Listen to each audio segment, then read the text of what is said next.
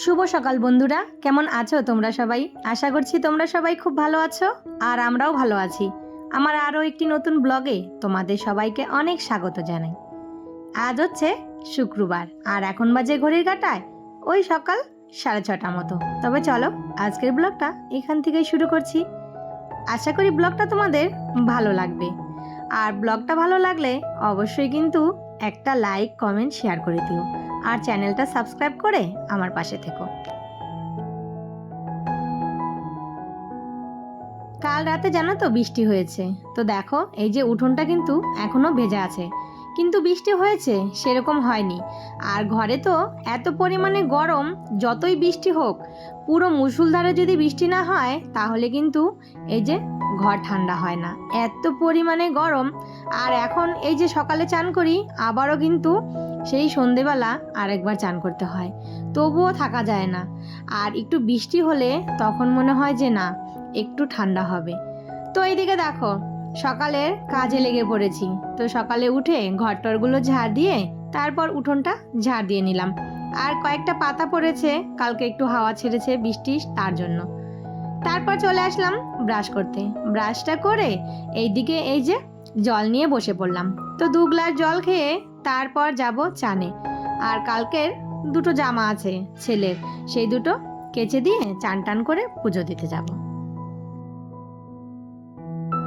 যতটা পারি চেষ্টা করি জামা কাপড়গুলো আগের দিনই কেচে রেখে দিতে, তার কারণ সকাল হলে না ওই চাপ হয়ে যায়। এইটুকু টাইমের মধ্যে সমস্ত বাসি কাজগুলো সেরে তারপর চান করে পুজো দিতে হয়, আবার হাজব্যান্ডের টিফিন বানাতে হয়। তাই ওই যে সকালে একদম কিছুই রাখি না, সমস্ত জামা কাপড়গুলো ওই বিকেলেই দুপুরের মধ্যে কেচে দেই। আর এখন তো গরম, ওই কেচে দিলে কিন্তু শুকিয়ে যায়। এই যে কালকে ছেলে দুটো চান করেছে, সেই দুটো জামা কাপড় রয়ে গেছে। আর এই যে এখন কেচে দিয়ে চান করে পুজোটা দিয়ে সোজা চলে আসলাম রান্নাঘরে। তো রান্নাঘরে এসে সবার প্রথম কিন্তু আগে চা বসালাম, তারপর হাজবেন্ডের টিফিন করব। চা খাওয়ার মধ্যে এখন শুধু আমি আর আমার বড় ছেলে আর শাশুড়ি মা। তো এই তিনজনই, আবার শাশুড়ি মা কোনোদিন খায় না, সেদিন আমার চাটা আবার নষ্ট হয়। তো এদিকে চাটা বসিয়ে চাটা নামিয়ে তারপর এই যে হাজব্যান্ডের টিফিনটা করে নিলাম। আর সাথে একটু ডাল সেদ্ধ দিয়েছি, ওই যে মুসুরির ডাল সেদ্ধ দিয়ে কাঁচা লঙ্কা, পেঁয়াজ আর সর্ষের তেল দিয়ে ভালো করে মেখে সাথে একটা ডিমের অমলেট করে দিব, বাস। সেটা দিয়েই কিন্তু আমার হাজব্যান্ডের খাওয়াটা দারুণ হয়ে যাবে। আর এই যে ডিমের অমলেটটা দিলে ওর খাওয়াটা একটু ভালো হবে, তার জন্য ডিমের অমলেটটাও করে দিলাম। সকালে হাজবেন্ড দুধ এনে দিয়ে গেছে। আর এই যে আমাদের এখানে এই প্যাকেটের দুধটাই পাওয়া যায়। তো এই যে ছেলের জন্য, ছেলেকে বিকেলে না হলে সকালে পিডিয়াশিওরটা দিই, সেটার জন্য দুধ এনে দিয়ে গেল। আর এইদিকে আমি ভাত আর ডাল বসিয়ে দিয়ে চলে আসলাম এই ঘরে। আজ অনেক কাজ আছে জানো তো, সকাল হলেই বাড়িতে অতিথি চলে আসবে, তাই এই যে সমস্ত কাজগুলো কিন্তু আগেই সেরে রাখছি, মানে আজকেই সেরে রাখছি। সমস্ত কিছু মোছামুছি করে এই যে বেড কাভারটা তুলে দিয়েছি, এখন কাঁচা বেড কাভারটা ভালো করে পেতে দিব আর ঘরটরগুলো ভালো করে পরিষ্কার করে গুছিয়ে রেখে দিব। বাড়িতে লোক আসলে তো আর তাদের সামনে এগুলো তো আর করা যাবে না। আর কে আসছে না আসছে সেটা কিন্তু তোমরা আগামীকাল ব্লগেই দেখতে পাবে। তো এদিকে দেখো এই যে বেড কাভারটা তুলে তারপর এই যে এটা কিন্তু নতুন বেড কাভার, ওই একবারই ইউজ করা হয়েছে।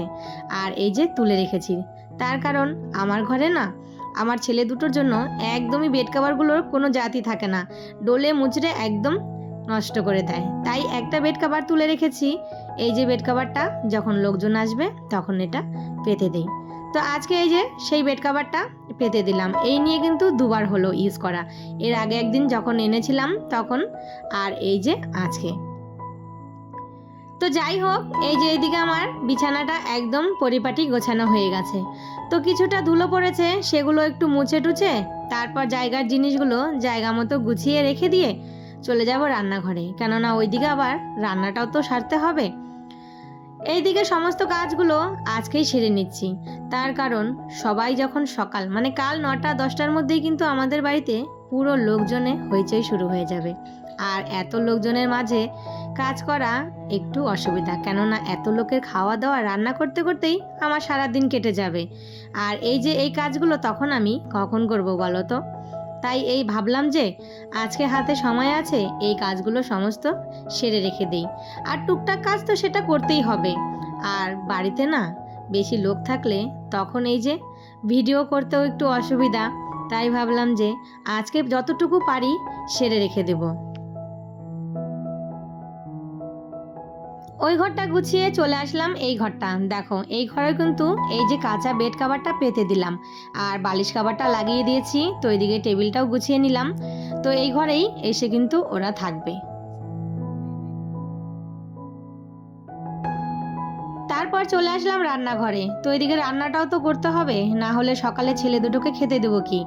সকালে তো ওই রুটি চা করেছিলাম, আর ছোট ছেলে তো কিছুই খায়নি, শুধু একটু পিডিয়াশিওর গুলিয়ে দিয়েছিলাম, ব্যাস সেইটুকুই।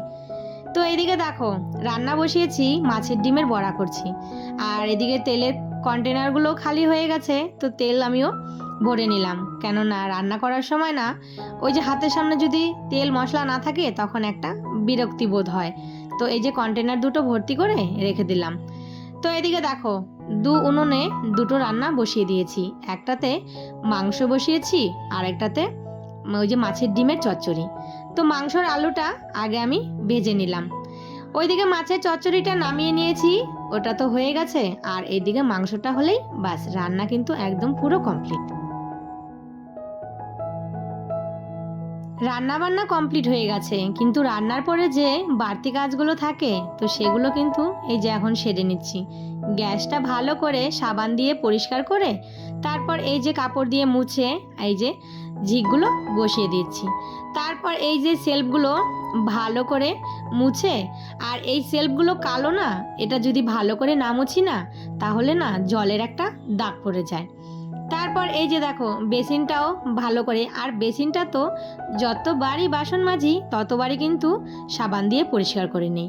কেননা যখন বাসন মাজি ওই তেল টেল পড়ে না, আর বেসিনটা কিন্তু সবসময় পরিষ্কার না রাখলে দেখতেও ভালো লাগে আর নিজেরও তো কেমন লাগে, সবসময় তো এখানেই খাওয়ার বাসন টাসনগুলো ধুতে হয়। তারপর রান্নাঘরের সমস্ত কাজ সেরে চলে আসলাম। এই যে দেখো বেড কভারটা তুলে রেখেছিলাম সেটা ভিজিয়ে দিলাম, কেননা এটা যদি আমি এখন ধুয়ে রাখি তাহলে সকালে আমারই কিন্তু কাজের সুবিধা হবে। আর এই যে বাড়িতে অতিথি আসার আগে সমস্ত ঘর বাড়ি গুছিয়ে পরিপাটি করে রেখে দিলাম। আর সকাল হলেই কিন্তু ওই যে রান্নাঘরে ঢুকবো, কখন বেরোবো তার কিন্তু ঠিক নেই। তো চলো বন্ধুরা, আজকের ভিডিওটা তাহলে এখানেই শেষ করি। ভিডিওটা কেমন হয়েছে অবশ্যই কমেন্ট করে জানিও। আবারও দেখা হবে।